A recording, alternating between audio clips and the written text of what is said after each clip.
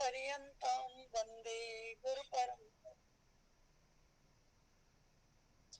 सभी को सभी के हृदय में विराजमान उस परम सत्ता को मेरा शत शत प्रणाम, वंदन और नमन। आइए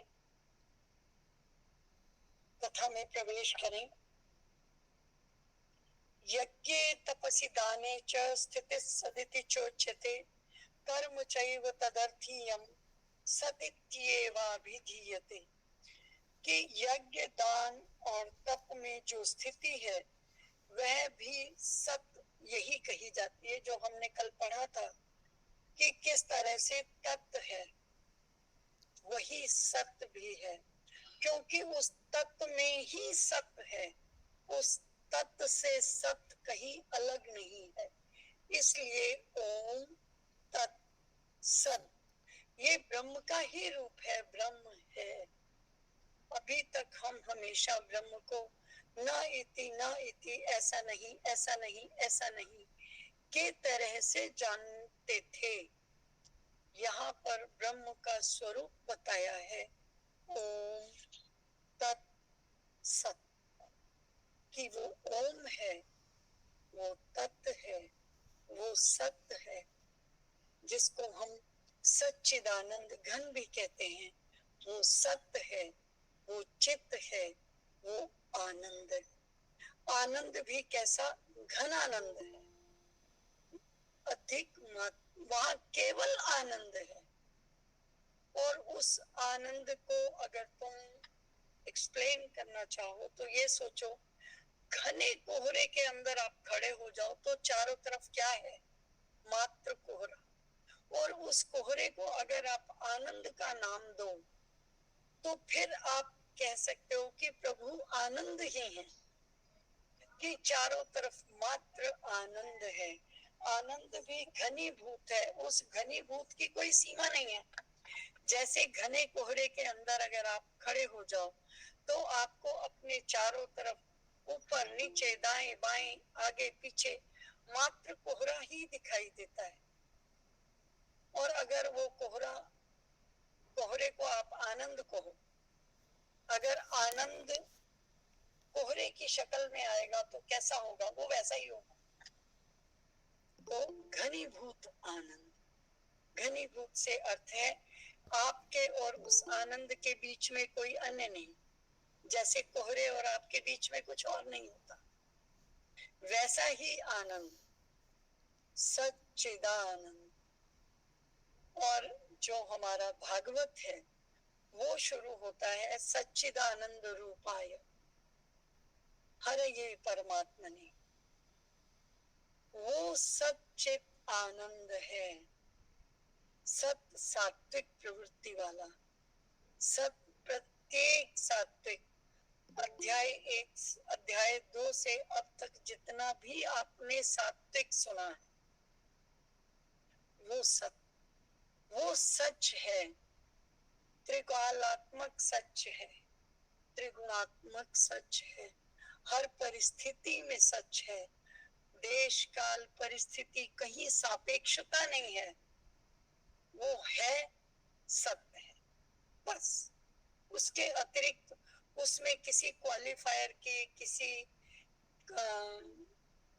भाव की, किसी चीज को शुरू अंत होने की, किसी तरह की कोई आवश्यकता नहीं। बस सब वो हर जगह, हर बिना बदलने वाला है।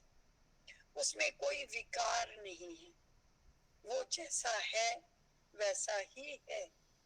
किसी भी देश में चले जाओ, किसी भी काल में चले जाओ, किसी भी परिस्थिति में चले जाओ, किसी भी अवस्था में चले जाओ, वो सत्य है। जो ऐसा है वो ब्रह्म है। फिर आया चित्त। कहीं भी चले जाओ, जहां चित्त है वो प्रभु है।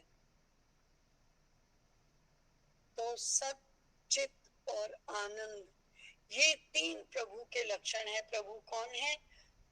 किसी ने कहा कि प्रभु कैसे हैं, तो उसने कहा जो सत्य है वो प्रभु है, जो चित्त है वो प्रभु है, जो आनंद है वो प्रभु है। ये 3 उसके पॉजिटिव लक्षण हैं। नहीं तो अभी तक नहीं वो ऐसा नहीं है, ऐसा नहीं है, ऐसा नहीं है, ऐसा नहीं है। लेकिन यहाँ प्रभु ने स्वयं बताया कि मैं कौन, मैं सत, मैं कौन, मैं चित, मैं कौन, मैं आनंद। और यही बात आपके भागवत जी में बताई गई, सच्चिदानंद रूपाय हरये परमात्मने, कि वो सत है, वो चित है, वो आनंद है, वही इसका स्वरूप है। इसको जानो, यही परमात्मा है। इस आत्मा के परे कोई परम आत्मा है जिससे ये सभी आत्माएं उद्भूत हुई हैं, तो वो सत्य है, वो चित्त है, वही आनंद है।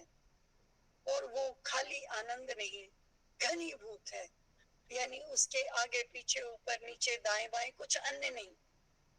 और इसको अगर कहीं किसी परिस्थिति से रिलेट किया जा सकता है जो हमने देखी हो, तो वो घना कोहरा हो सकता है। उस कोहरे का कोई आकार नहीं है, उस कोहरे का कोई वजन नहीं है, उस कोहरे में दम नहीं घुटता, लेकिन उससे आप आच्छादित हो जाते हो। ठीक वैसा ही वो सत्य है, उस सत्य के साथ रहोगे तो बस वो और आप, फिर कुछ अन्य नहीं। अगर वो चित्त है तो उस चित्त के साथ आप हो, कुछ अन्य नहीं। अगर वो आनंद है तो उस आनंद के साथ आपको, यदि आपने उसे प्राप्त कर लिया है, फिर कोई अन्य नहीं। जैसे कोहरे और आपके बीच में कोई दूसरा चीज नहीं होती। कोहरा आपसे छुआ हुआ, आपके साथ, आप उससे युक्त, आप उससे बंधे हुए और उसमें बड़े खिले हुए होते हो। आप अपना हाथ फैलाना चाहो, कोहरे में फैला सकते हो, कोहरा आपको बांधता नहीं है। आप कोहरे का रूप हो जाते हो, कोहरे से परे आपको कोई देख रहा हो तो आप दिखते नहीं हो, उसको कोहरा दिखता है। कल्पना करो, घने कोहरे में आप खड़े हो, आपसे 2 कदम की दूरी पे कोई और खड़ा है, उसको भी कोहरा ही दिख रहा है, आपको भी कोहरा ही दिख रहा है। अगर वो कोहरा परमात्मा है तो हम केवल परमात्मा को देखते हैं। 2 परमात्मा की गोद में बैठे हुए भी हमारी सत्ता नहीं होती। कल्पना कर सकते हो, वो परमात्मा का रूप है, वो सत्य है, वो चित्त है, वो आनंद। हम कभी कभी कहते हैं ना कि किसी ने कहा ये चीज, तो हम कहते हैं ऐसे तो समझ नहीं आई। अगर आपने वो चीज नहीं देखी तो आप उसे समझा नहीं सकते। तो जो हमने देखा, अगर उससे कुछ सिमिलर देख सकते हैं, कि हम ये कहते हैं कि 2 लोगों ने प्रभु को पाया, तो क्या 2 आपस में एक दूसरे को देख सकते हैं? क्या उन लोगों की कोई जमात वहां पे जमावड़ा हो जाएगा? नहीं, जो प्रभु के साथ एकात्म हो जाएगा वो प्रभु का ही रूप हो जाएगा, फिर उसका स्वयं का रूप नहीं होगा। स्वयं को वो सरेंडर करेगा। जैसे लक्ष्य आने पर हम कुछ छोड़ते हैं तब लक्ष्य से मिलते हैं। नाव से नदी पार की तो नाव को छोड़ेंगे तब नदी के पार होंगे। अगर नदी नाव में है तो हम नदी में हैं। नाव से उतरेंगे तो नदी का किनारा देखेंगे। इसी तरह हम इस आत्मा से परमात्मा में विलीन होंगे तो परमात्मा होंगे। तब हम कहेंगे अहम ब्रह्मास्मि, तब हम ब्रह्म हो जाएंगे। फिर मैं और ब्रह्म, ये द्विधा भाव नहीं होगा, फिर खाली ब्रह्म होगा। आप उसमें मिलन करेंगे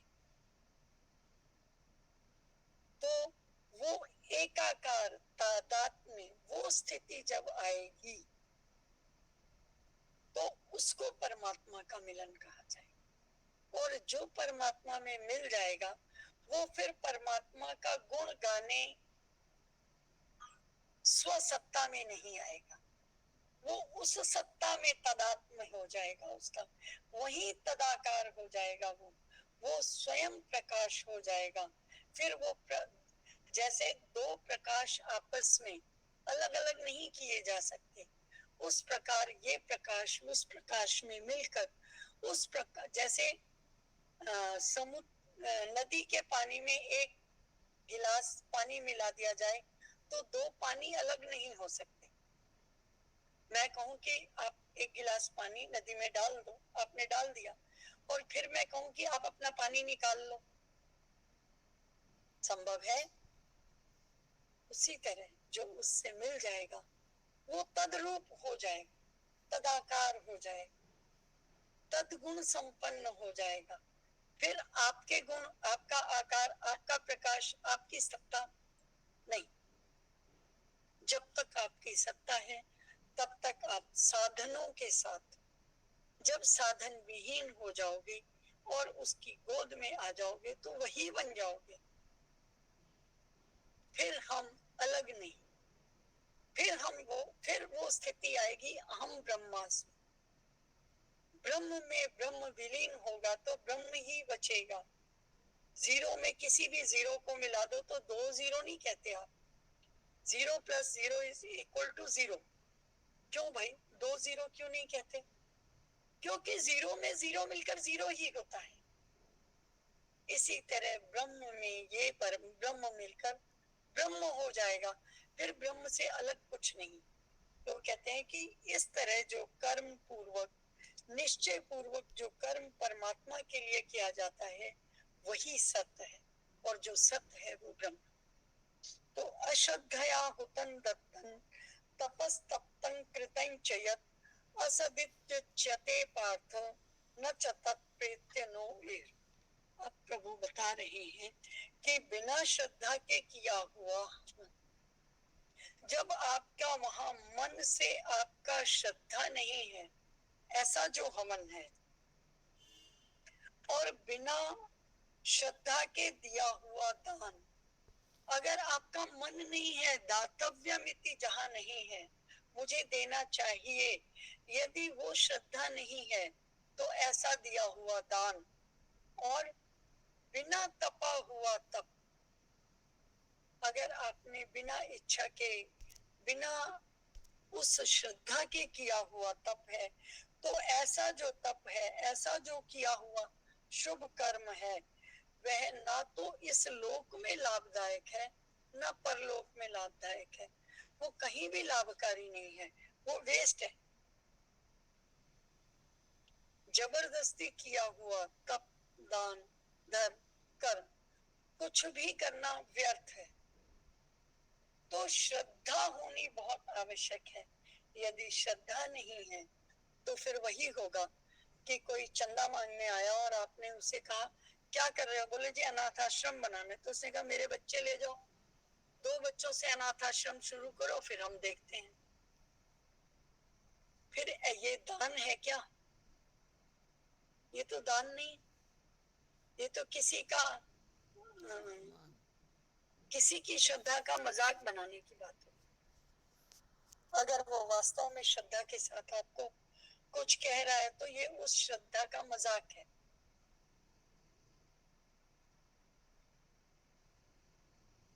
तो ये दान नहीं है, ये ना तो इस लोक में कहीं लाभकारी है न परलोक में लाभकारी है। तो ऐसा काम क्यों करें?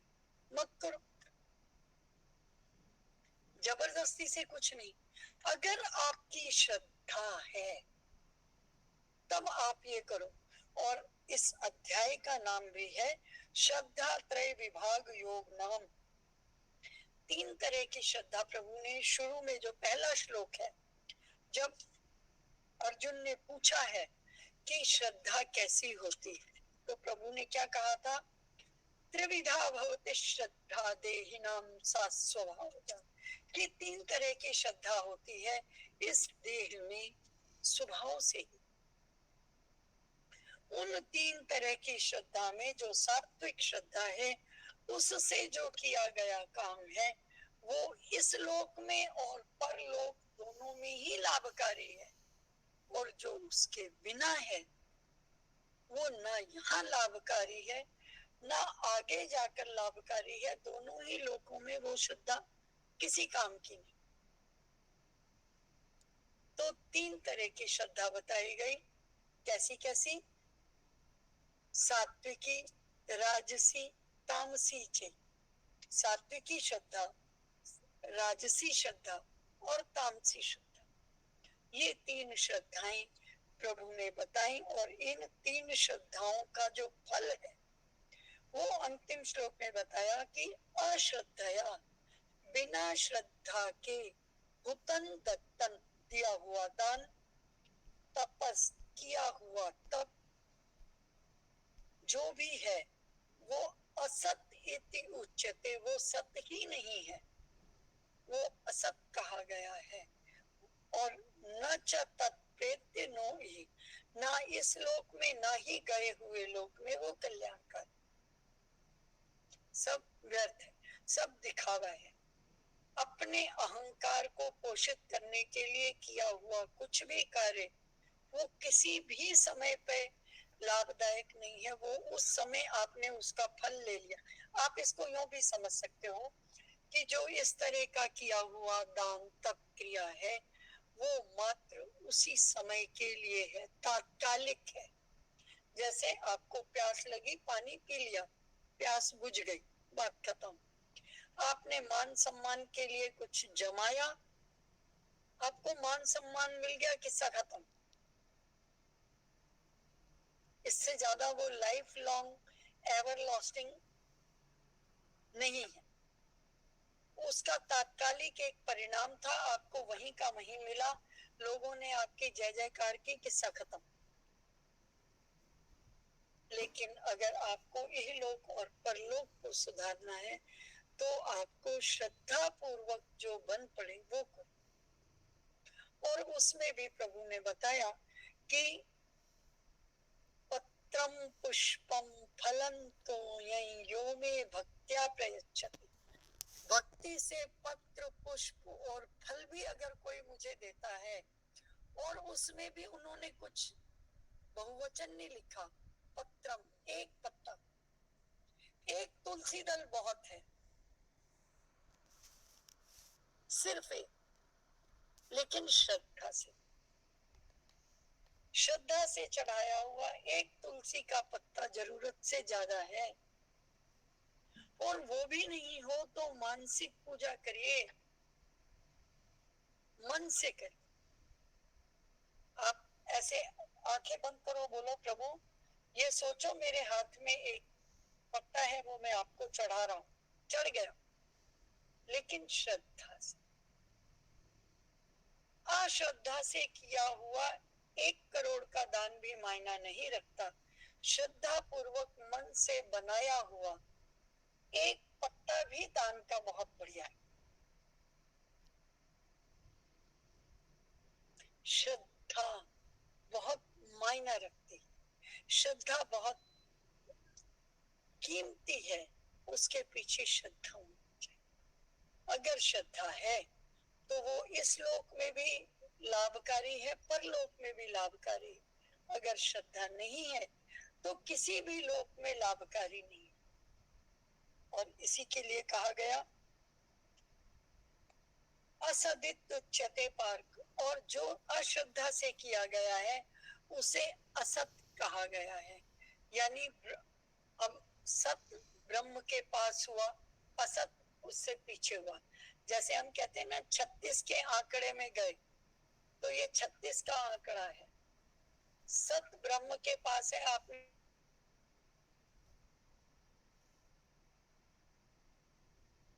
अश्रद्धा भी है, लेकिन प्रभु के साथ अगर कुछ है तो मात्र श्रद्धा है। श्रद्धा से दिया हुआ यज्ञ दान तप क्रिया कुछ भी किया हुआ सब आपका सफल है। वो इस लोक में भी सफल है, परलोक में भी सफल है। वही पूंजी आपके साथ जाने वाली है जो श्रद्धा के साथ। बहुत क्लियरली प्रभु ने, बहुत स्पष्टता से प्रभु ने कहा है कि वही परलोक में भी कामयाब है। और उसके साथ चलने में ही व्यक्ति का परलोक सुधरने वाली बात है। तो किसी ने कहा जैसा जहां जाना है, जहां आपको उस करेंसी का लाभ लेना है, आप उस देश की करेंसी रखते हो। अगर आपको परलोक का लाभ लेना है तो आपको परलोक की करेंसी जोड़नी होगी। और वो करेंसी कहाँ है? श्रद्धा के साथ है। अश्रद्धा के साथ ना ये लोक है ना परलोक है। और परलोक में श्रद्धा के साथ है तो आपको श्रद्धा के साथ उस करेंसी को लेना होगा, जोड़ना होगा, वो आपके साथ चले। और उस करेंसी को जोड़ो, अश्रद्धा वाली करेंसी जो, क्योंकि अश्रद्धया हुतन दत्तन तपस्तप्तं कृतं च यत्, कि बिना श्रद्धा के किया हुआ हवन, दिया हुआ दान, तपा हुआ तप, जो कुछ भी किया हुआ शुभ कर्म है वो समस्त असत है, वो सत्य नहीं है। सत हरि भजन जगत सब असत। सपना। रामायण में सपना कहा है, वही असत है। जैसे सपने का खाया हुआ खाना पेट नहीं भरता, जैसे सपने में दिए हुए आए हुए पैसे से आपका कर्जा नहीं उतरता, जैसे सपने में आई हुई खुशी से उठने के बाद खुशी नहीं होती, उसी तरह इस असत्यता से दिया गया दान, किया गया तप, किया गया हवन आपके परलोक में काम नहीं आता। इससे ज्यादा स्पष्टता से कोई कुछ कह नहीं सकता। और ये बात अर्जुन को बताई क्यों गई? अब हमें ये अपने आप में ये जानना होगा, एक मंथन करना होगा कि इस पूरे अध्याय की अर्जुन के साथ आवश्यकता क्या थी, है ना। अध्याय तो समाप्त हो गया। देखो, अभी तक अर्जुन एक विषाद में था, ये मैंने आपको 13वें 14वें अध्याय में बताया। उसके आगे का मंथन किया जाए एक दो अध्यायों का, जब मैंने कहा कि ये गीता एक तरह से पूरी हो गई, अब जो है उसके आगे जो है ये परिशिष्ट है और उसका विस्तार है। तो वास्तव में वही विस्तार है। अर्जुन अभी तक खामोश था और वो एक विषाद में आ गया था, वो कुछ सोचने समझने की स्थिति से परे था। यहाँ आकर उसने, अब उसको ये लगने लगा कि मैं मृत्यु के द्वार पर ही तो खड़ा हूँ, रणांगन में हूँ, रण के लिए प्रेरित किया जा रहा हूँ। रण हो या ना हो, अगर मैं यहाँ से भागता हूँ तो मेरी मृत्यु है, अगर मैं लड़ता हूँ तो मृत्यु भी है और विजय भी है। और भगवान ने भी उसको यही कहा है कि हत्वा जित्वा व मोक्ष से बही, कि अगर मर जाते हो तो प्राप्स्यसि स्वर्गम, अगर तुम जीत जाते हो तो स्वर्ग जाओगे। ओ क्षमा की, अगर जीत जाते हो तो राज्य पाओगे, मर जाते हो हत्वा, मर जाते हो तो स्वर्ग जाओगे। दो ही रास्ते हैं, तीसरा है ही नहीं, सोचने की जरूरत ही नहीं है, दोनों में लड्डू हैं, कोई एक तुम्हें जरूर मिलेगा, ये पक्का है। तुम लड़ो। हम हमेशा यही करते हैं ना, अगर मैंने ये काम किया तो मैक्सिमम बुरा से बुरा क्या होगा, अच्छे से अच्छा क्या होगा। प्रभु ने उसको बता दिया। फिर उन्होंने बीच में जब अपना रूप दिखाया तो ये भी कहा कि ये सब मर चुके हैं, निमित्त मात्रम भव सव्यसाचिन, हे सव्यसाची तुम खाली निमित्त हो जाओ, ये मरे हुए हैं, कुछ नहीं करना, बाण उठाओ, ये तो मरा ही पड़ा है, खाली मैं तुम्हें निमित्त बना रहा हूँ। अर्जुन ये सोचने लगा, अगर मुझे परलोक भी जाना है या इस लोक में भी रहना है तो जो मेरे को इतना उपदेश किया गया उसका अर्थ है कि मुझे कुछ आगे के लिए संचित करना है। तो उसके लिए उसने पूछा, ये शास्त्र विधि मुत्सृज्य यजन्ते श्रद्धया तेषां निष्ठा तुका कृष्ण सत्वमाहो रजस्तमः, कि अगर मैं जो भी कुछ करूं, अगर मैंने श्रद्धा के बिना कुछ किया, शास्त्रों पे श्रद्धा रखे बिना कुछ किया, तो फिर मेरी इस श्रद्धा का क्या होगा, क्योंकि शास्त्र को मैंने पढ़ा ही नहीं। अब अगर मैं युद्ध के मैदान में खड़ा हूं और मैं मर गया, तो फिर मेरा क्या होगा? उसके ऊपर प्रभु ने उसको ये सारी बात बताई, उसके प्रश्न का उत्तर दिया है कि अगर श्रद्धा से तुम जो भी करोगे, अगर तुम श्रद्धा पूर्वक ये सोचते हुए कि मैं खाली निमित्त मात्र हूँ और मैं युद्ध लड़ रहा हूँ, तुम मरो या जियो, तुम मेरे ही शरण में ही आने वाले हो, मुझे ही प्राप्त करने वाले हो, तब जाकर अर्जुन शांत हो पाएगा ना।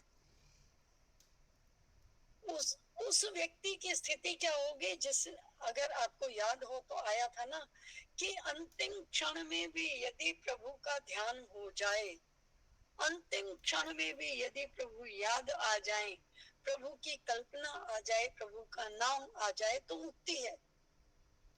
अब अर्जुन को लग रहा है कि मैं अंतिम द्वार पे ही हूँ, शास्त्र पढ़े नहीं है, रण में खड़ा हूँ, तो उसका प्रश्न भी उसके अनुकूल था कि जिसने श्रद्धा से शास्त्र विधि को पढ़ा ही नहीं, वो अगर कुछ करता है तो उसका कैसा होगा प्रभु? वो सात्विक है, राजसिक है कि तामसिक है? वो अपनी स्थिति बता रहा है, और उस स्थिति के माध्यम से हम सबको ये संदेश मिला कि अगर अभी तक हमने कुछ नहीं भी किया तो भी हम प्राप्त कर सकते हैं। अगर अर्जुन प्राप्त कर सकता है तो हम भी कर सकते हैं। मात्र इस समय श्रद्धा को जुटाने की आवश्यकता है। श्रद्धा पूर्वक यदि कुछ भी किया जाएगा तो वो प्रभु के पास ही। श्री ओम तत्सदिति श्रीमद् भगवद गीतासु उपनिषत्सु ब्रह्म विद्यायां योग शास्त्रे श्री कृष्णार्जुन संवादे श्रद्धात्रय विभाग योगो नाम सप्तदशोऽध्यायः। ओम श्री कृष्णार्पणमस्तु। आइए 15वें अध्याय को पढ़ते हैं।